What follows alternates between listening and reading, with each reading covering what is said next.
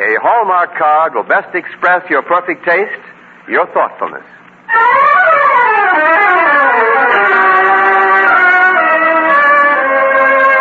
Welcome now to our show. Here's a friend you all know. Charlotte Greenwood is with us again. The Hallmark Charlotte Greenwood Show, brought to you every Sunday at this time by the makers of Hallmark greeting cards.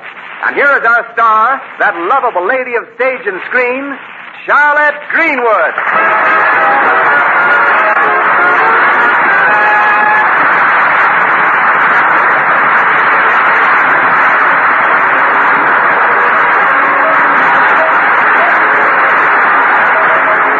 Well, last week Charlotte almost got a train for Hollywood. Almost, but not quite. So now we find her back in the office of the Lakeview Post-Dispatch. The time's around 1 o'clock Saturday afternoon. The local room is quiet and deserted except for Charlotte, who's talking long distance to her manager. Oh, Roger, stop fretting. I'll be in Hollywood in plenty of time to start the picture. It's another musical? Say, why can't you get me a part in a costume picture? At least I could wear something different. Now, Roger, that wasn't a costume picture. I didn't wear a bustle. I accidentally sat down in a wastepaper basket and they shot the scene before I could get it off. Well, next time get me a story that's exotic and foreign-like. Like The Rains Came. What do you mean we have to go to India to shoot it? Certainly we have to have waving palm trees and crowded marketplaces and a lot of rain. I can solve the whole thing. Shoot it in Los Angeles.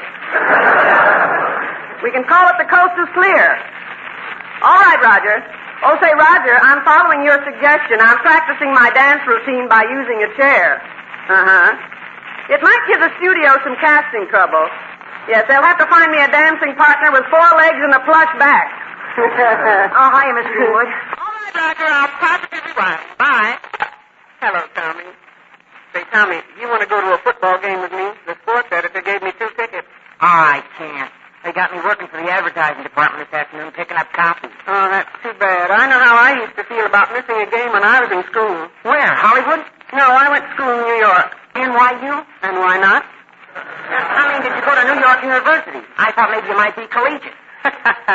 If you mean my hat, I was on a crowded bus this morning and somebody smashed it. Say, can I use your typewriter to type up this classified ad? Sure, go ahead. Oh, but I'm crazy about football. You know, at one time I knew the nationality of every player on the All-American team. But you know, there's one thing I've always wondered about. What? What kind of stories the players tell when they all put their heads together. Oh, they aren't telling stories, Miss Greenwood. That's a huddle. I better get this ad typed up. House for rent. Wonder what column it should go in. House for rent? Should go in Ripley's column. Why can't you go to the game after you finish that? Oh, I couldn't go even if I didn't have to work. I'm supposed to take an examination this afternoon for officers' training school. Oh, but you're too young to be in the Army. You're even too young to be a colonel in the Air Force. Oh, that isn't the idea. I'm only 17 now, but if I pass this Army exam, well, when I am old enough, I'd have a chance to become an officer. And now on the very day of the exam, I gotta work. Well, what do you have to do after you finish that? Go out to the Thomas Goss Company and pick up an ad for tomorrow's Sunday edition. The call came in just about 20 minutes ago. Who's the Thomas Goss Company? The Thomas Goss Loom and Weaving Plant. They make tents for soldiers. I thought soldiers lived in wolf holes. Miss Greenwood, soldiers lived in foxholes.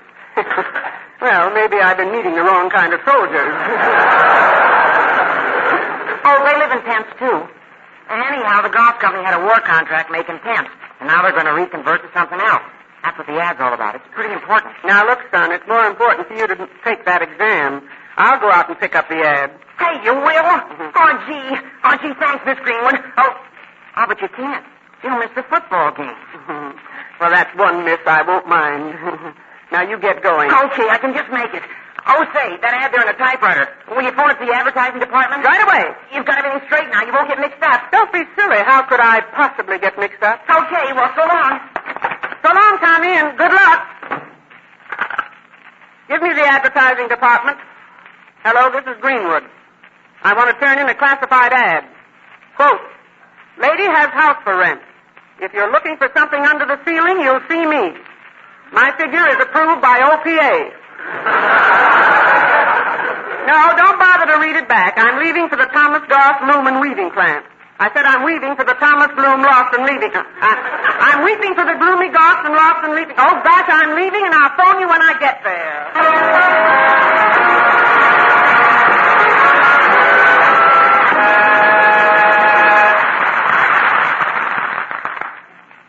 Let's think a moment about a friend. Some good friend you seldom see. Remember the last time you got together, how you promised yourself to keep in touch? Yet distance in your everyday life have a way of crowding out good intentions. And that's when a greeting card can be so helpful. For sending a card is always a way of saying, hello, I haven't forgotten. It takes so little effort and it means so much. Your Hallmark dealer has scores of friendship cards to help keep friends closer, happier. There are beautiful cards with warm, sincere greetings. And gay, clever, humorous cards. Good for a laugh and a lift any day. There are cheery messages just to say, how are you? And cards especially designed for men and women in the armed forces. In fact, there's always a Hallmark card that says just what you'd like to say, the way you'd like to say it. Hallmark cards are on display in America's finest stores. And remember, a Hallmark card will best express your perfect taste, your thoughtfulness. And now Charles Hathaway, his orchestra, and the Hallmark chorus in a new setting of an old favorite, together. We saw the rain together. Let's dance the rain together. Sang what we sang together. And we found pretend it would never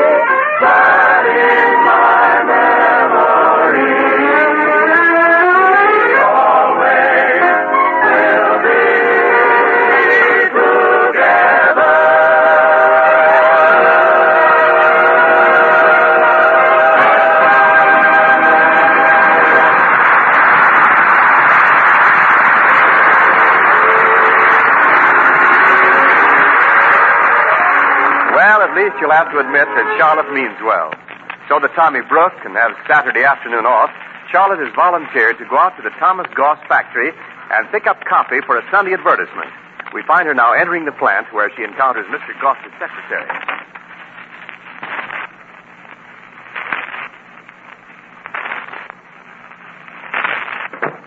Yeah, what do you want? Well, good afternoon. I'd like to see Mr. Goss. Yeah, which Mr. Goss? We got one in production department and one in accounting. Mr. Thomas Goss. He's in production. I'll wait till you get him finished. What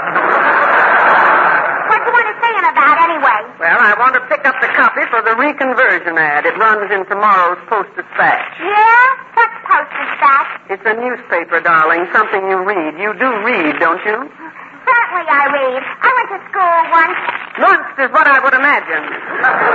Now, if you'll tell me where I can find Mr. Goss. Mr. Goss has went. Has went where? I don't know.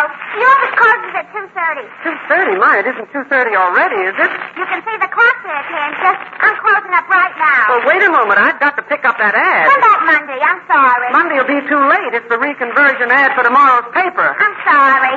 The Sunday edition goes to press a half hour from now. I'm sorry. Before he left, did Mr. Goss say how far he's gone with his reconversion? He don't drive one. He's got a carpool.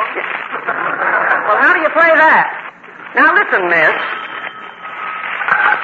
Hello? Well, there's some character here right now. Yeah? Okay. That was Mr. Goss now. He says to tell you he wants to announce that in 30 days the factory will be reconverted for the production of white duck. Oh, thank goodness for that. May I use your phone? Well, make it snappy, sister, because I'm walking a joint up just as soon as I can get my coat. Post Dispatch, Advertising Department. This is Greenwood. I've got the copy for the Goss ad. Are you ready? Here it is. The Thomas Goss Company announces that within 30 days the factory will be reconverted to, wait a minute now. Oh, yes. Will be reconverted to raise white ducks. That's right, to raise white ducks.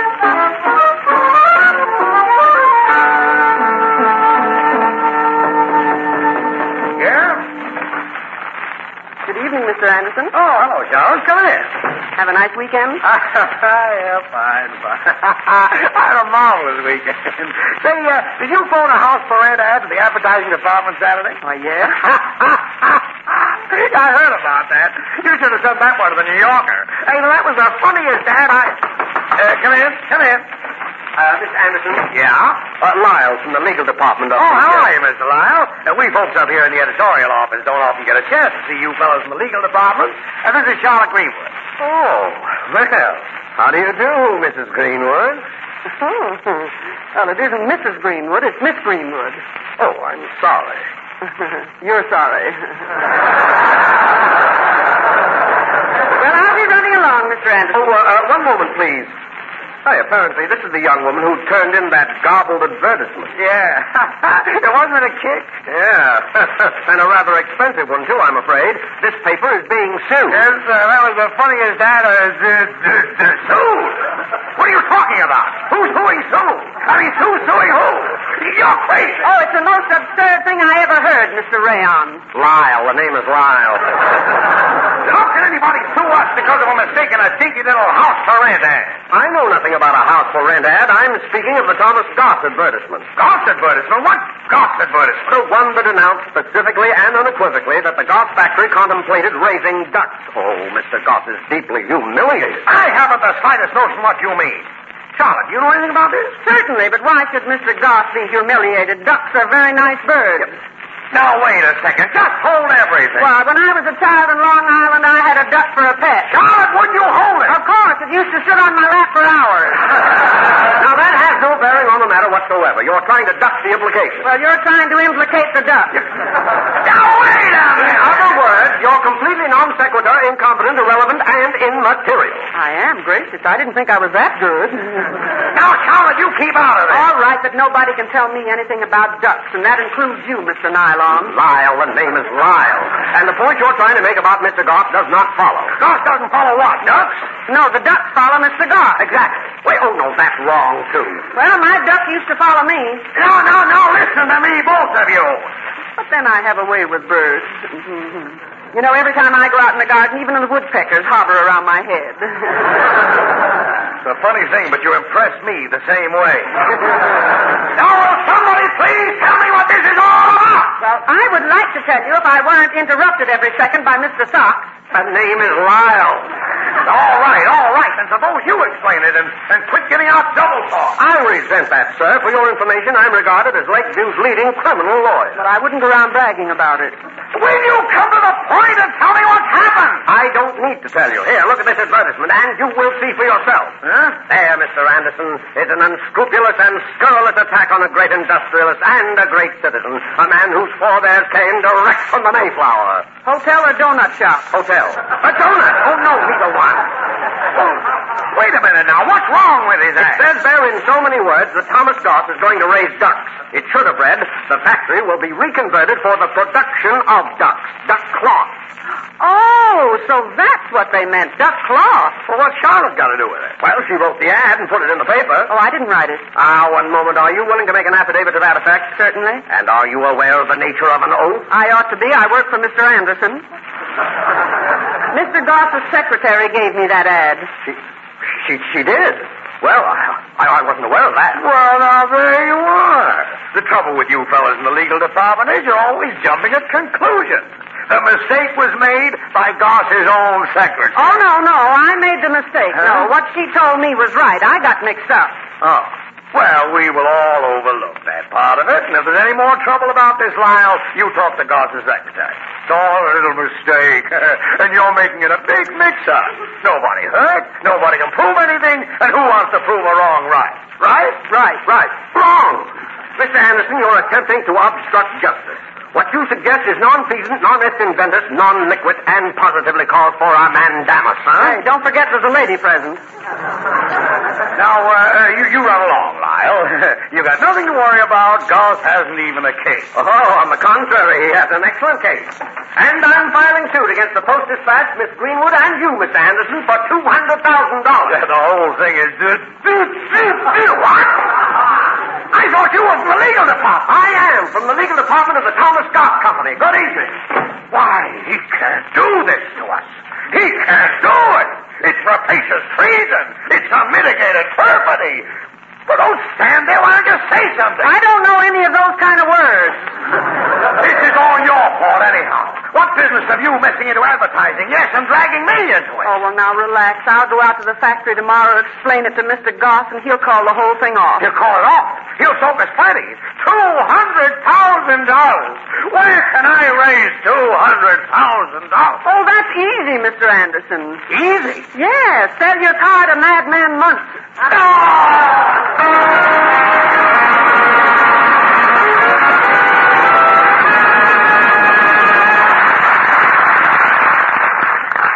I don't know, Charlotte. It just seems to me that you ought to forget advertising and kind of stick to scoops.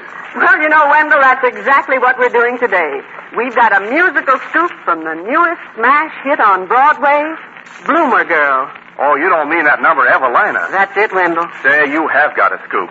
Friend Charlotte Greenwood introduces a song you'll all be humming before long. Evelina.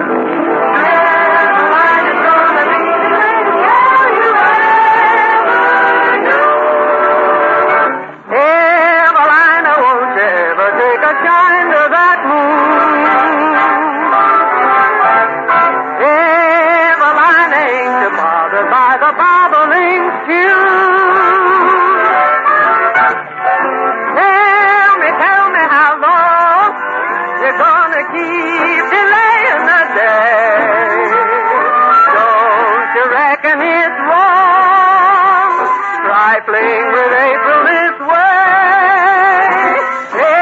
Evelina, won't you pay a little mind to me too? Wake up,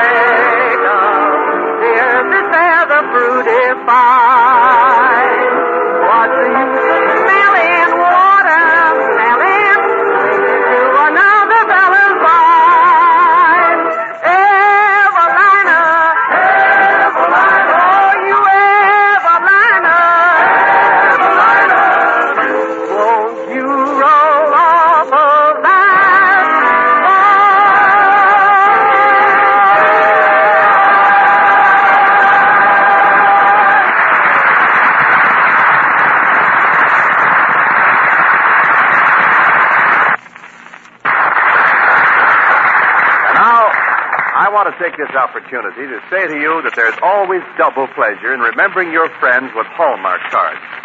First, there's the pleasure your greeting brings to the one you remembered. And second, there's your pleasure, your pride, in knowing you've chosen the very finest of cards. So when you send a card to that special someone, why not send a really special card? A Hallmark card. The Hallmark imprint on the back of the card you send is like the word sterling on silver. Yes, it has been your assurance of finest quality for over 30 years. And it tells your friends you've cared enough to send the very best.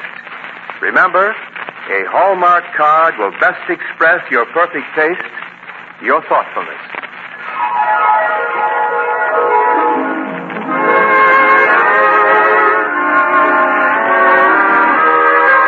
Now to resume our story.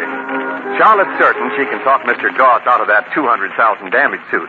So once again, she's back at the Goss factory. Hi, Toots. How are chances for today? Oh, it's you again.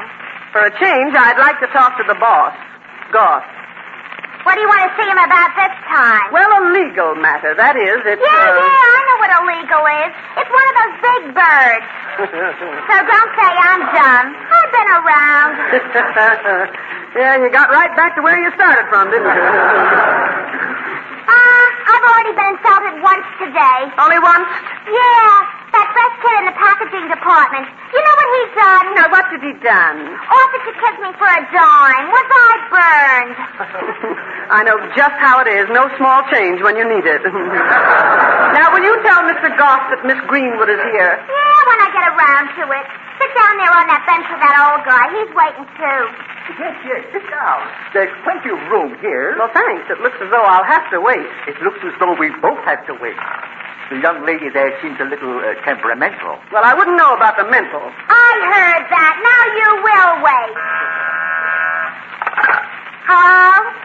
Yeah, Mr. Graham. Yeah, but I'm busy now, Mr. Graham. Oh, all right. I'll bring it in. Quick, now's our chance. Huh? To get in to see Mr. Goss while the girl is gone. Come on. Oh, but I don't believe it would be proper. Well, if we don't get in now, we'll never get in. Well, perhaps you're right. Well, hurry. This must be his office. That's his name on the door. Come on. Hello, operator. Hello, this is Tom Goss.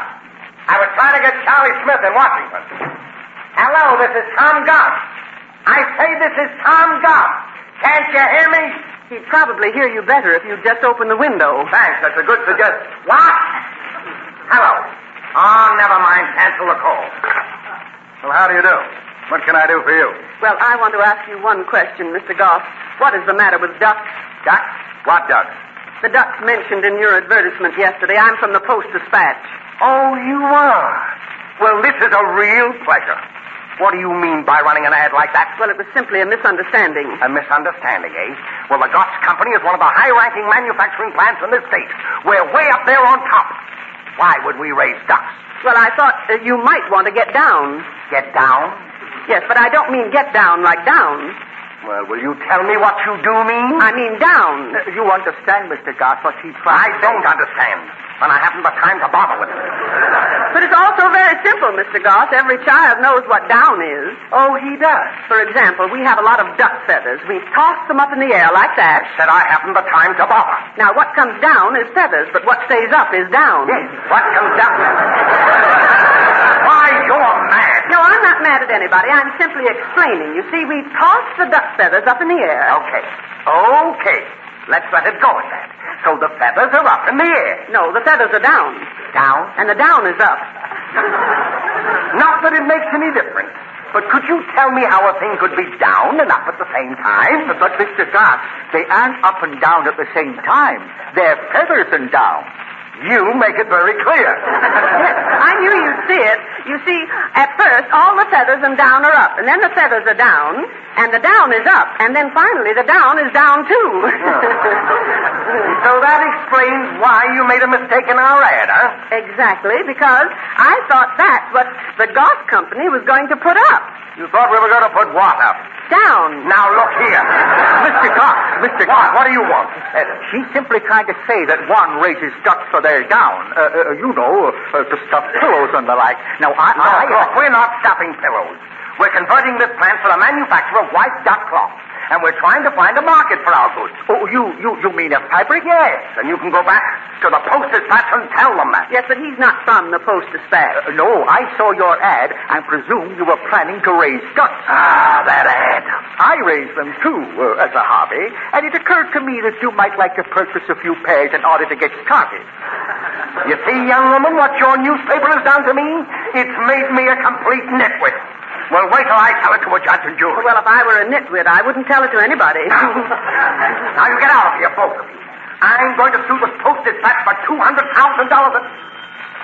Hello? Who's on his way in? But I can't see anybody. Why, Tommy! Mr. Goss, I just heard about it, but it wasn't really Miss Greenwood's fault, honest. Oh, Tommy, quick, how did you make out on Saturday? Oh, I passed. Oh, wonderful. I breezed through it like a feather until I heard about what happened, Miss Greenwood. Everything was on the up, but this has got me down. Good heavens, it's contagious. But he's talking about an examination. Yes, and you can't blame her, Mr. Goss, because she helped me pass it. She helped you. What are you studying to be, a moron? Now, look, I've had all I want of this. You people get out of here Mr. Goss, if you'll only bear with me for a moment. My name is Plimmer, Amos Plimmer. Perhaps it's not unknown to you. I never heard of Amos Plimmer. Not Amos Plimmer of Plimmer Pants Incorporated. Plimmer makes you slimmer. That's right. I'm not active in the business any longer, but I do know we're badly in need of duck fabric. We could probably absorb your entire output. And if you're interested... Mr. Plimmer. It may solve a problem for both of us. You see, Mr. Goss, it does pay to advertise in the Post-Dispatch. It sure does. Well, perhaps under the circumstances we might forget about that suit. Oh, I knew it. The moment I laid eyes on you, Mr. Goss, I said to myself, there's a reasonable man. I knew I could convince you. But just the same, Miss Greenwood, if I held you into court right now, you wouldn't have a leg to stand on. I wouldn't? Mr. Goss, are you kidding?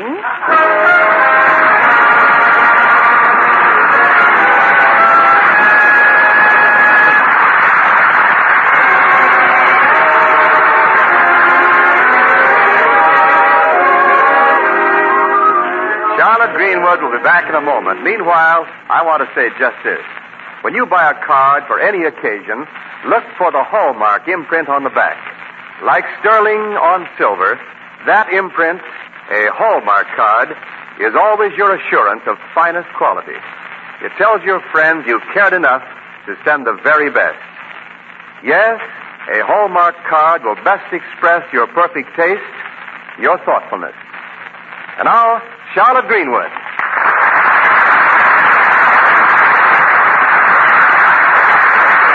Friends, it's been fun visiting with you again. It's always a pleasure for all of us to visit with our friends, dropping in at their homes to chat for a moment, to laugh together, and to bring back memories of good times. Today, with so many families, so many miles apart, let's try to make a personal call more often in a different way, particularly to those in uniform. A card or a note to say hello will mean so much. And if you want to get a little warmer, say, darling, I love you. Send this card today, will you? And now, until next Sunday at the very same time, this is Charlotte Greenwood saying, so long, friends, until we meet again.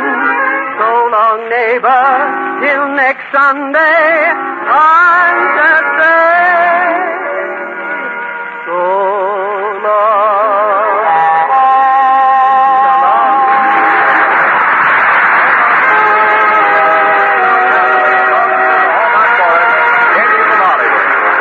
Speaking, this is the Blue Network.